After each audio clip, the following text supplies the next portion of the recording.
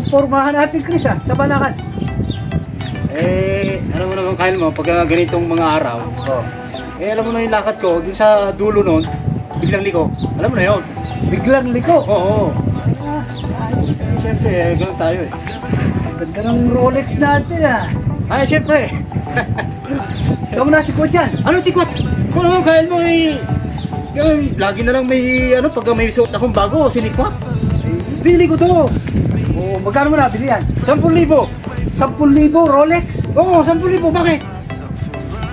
Saan mo nabili yan? Sinong nag-bet sa'yo?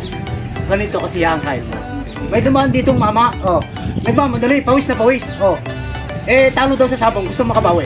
Binenta sa akin 10,000. 10,000? Oo, bakit? Malamang peke yan. Paano peke? Tingnan mo. Ayan mo, umaandar oh. Nakaw yan. Paano nakaw? Maya may pulis darating. Tingnan mo. Bakit? Nakaw yan. Nakaw to? Nakaw yan. Pulis darating? 10,000 Rolex. Huhulihin ako, makukulong ako. Huhulihin ka, sigurado makukulong ka. Di ba nila? Saan ka punta? Sa'yo na yan. Bahala ka na dyan. Uy.